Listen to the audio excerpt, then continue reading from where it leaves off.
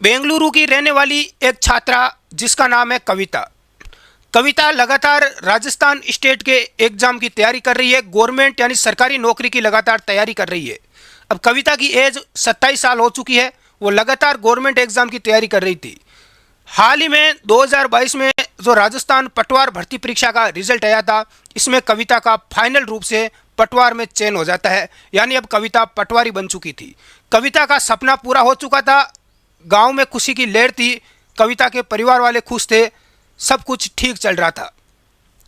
पटवार की ज्वाइनिंग दी जाती है सोमवार को, 18 जुलाई को सोमवार को। हाल ही की लेटेस्ट घटना है। कविता को पटवार पद पर ज्वाइनिंग के लिए जाना था, यानी ट्रेनिंग सेंटर पर जाना था। तभी दोस्तों कविता बेंगलुरु से एक लूणी गांव जोधपुर आती है अपने मौसी के घर पर। मौसी के घर पर आती है और मौसी के घर पर मौसेरे भाई जिसका नाम था रमेश पटेल उसको बाइक लेकर यहाँ से रवाना होता है और उसको अपने जोधपुर ले जाता है। बाइक से उसके ट्रेनिंग सेंटर पर ले जा रहा था। तभी की दोस्तों घटना है। सब कुछ ठीक चल रहा था। रमेश पटेल भी ग्राम विकास अधिकारी की तैयारी कर रहा था। उसने एग्जाम दिया था और वो भी रिजल्ट का इंतजार कर रहा है। कविता पटवार बन चुकी थी। उसका सपना पूरा हो चुका था। गांव में और घर पर खुशी का माहौल था। सब कुछ अच्छा चल रहा था। 27 वर्ष उसकी एज हो चुकी थी। बचपन का उसका सपना सरकारी नौकरी का पूरा हो चुका था। दोस्तों होता क्या है, जब ये दोनों बाइक पर सवार होकर कविता और उसका मौसी का लड़का रमेश पटेल गांव से रवाना होते हैं, रास्ते में सामने से एक कार आती है और सामने से एक कार टक्कर मार देती है। कार में 4 लोग सवार थे। एक का नाम था शंकर पटेल, सोहन पटेल, राकेश सुथार, रमेश पाली। 4 लोग कार में सवार थे और इसको टक्कर मार दी जाती है। दोनों का एक्सीडेंट होता है, बाइक का और कार का। हालांकि एक्सीडेंट होने के बाद भी उन्होंने उस कार को रोका नहीं, बल्कि इन दोनों को बाइक को 200 फीट तक घसीटते गए। दोनों मौके पर ही दम तोड़ देते हैं। दोस्तों घटना यहाँ पर थमी नहीं। जब पता चलता है कि जो रमेश पटेल है जिसने हत्या की थी, यानी एक्सीडेंट किया था, जो गाड़ी का ड्राइवर था जिसका नाम था शंकर पटेल ने 1 महीने पहले ही एक पुरानी सेकेंड हैंड कार खरीदी थी और ये कार उसी रमेश पटेल के नाम पर खरीदी थी जो उस बाइक पर सवार था। दोस्तों जब पुलिस ने इसकी जांच शुरू की कि एक्सीडेंट का केस बना दिया, लेकिन गांव वालों ने इसका भरसक विरोध किया। विरोध करने पर एक बहुत बड़ा यहाँ पर खुलासा हुआ। विरोध करने पर पता चला, जब इन 4 को पकड़ा गया, क्योंकि ये उसी समय मौके पर ही जब ये दुर्घटना हुई वहाँ से भाग चुके थे, तो पुलिस का शक और ज़्यादा बढ़ चुका था।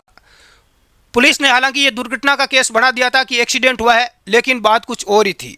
जब इन आरोपियों को पकड़ा गया तब बात कुछ और ही निकली। शंकर पटेल जो कि रमेश पटेल की जो पत्नी थी, उसका शंकर पटेल के साथ में अवैध संबंध था काफ़ी टाइम से।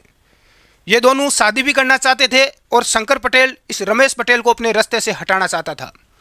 1 महीने पहले ही शंकर पटेल ने एक कार खरीदी थी, वो भी इस रमेश पटेल के नाम पर, ताकि एक्सीडेंट के बाद जब कार की जांच की जाए तो ये इसी के नाम पर ये गाड़ी निकले। उसी समय शंकर पटेल अपने अन्य सहयोगी साथियों के साथ में एक प्लान बनाता है, एक योजना बनाता है कि किसी ना किसी प्रकार से इस रमेश पटेल को रास्ते से हटाया जाए। और उसी के तहत इसकी 1 महीने तक पूरी छानबीन की जाती है, कहाँ जाता है, कहाँ आता है। तभी उनको पता चलता है कि ये बाइक पर सवार होकर कहीं जा रहे हैं। इस चीज़ का पता चलते हैं तो इसके सहयोगी साथियों के साथ में ये आता है और आगे से बाइक का एक्सीडेंट करवा देता है। इस एक्सीडेंट में रमेश पटेल के साथ में कविता भी बेचारी मारी जाती है, जो कि निर्दोष थी। इसमें कविता का कोई दोष नहीं था। हालांकि कहा जाता है कि बहुत सारे लोग ऐसे भी हैं जो कि जब कविता के पटवार बनने पर आसपास के पड़ोसी लोग, कुछ लोग जो कि जलते थे। ऐसी भी बहुत सारी बातें बनाई जा रही है। हालांकि इसकी कोई पुष्टि नहीं हुई है। पुलिस का कहना है कि ये रमेश पटेल को मारने की एक साजिश थी, न कि कविता को। लेकिन कविता बेचारी बीच में ही फंस गई। उसका पटवारी बनने का सपना हमेशा के लिए चूर चूर हो गया। तो दोस्तों ये घटना है लूणी गांव जोधपुर की, जो हाल ही में लेटेस्ट 18 जुलाई को सोमवार को घटित हुई है। तो अभी भी ये मामला काफ़ी उग्र है।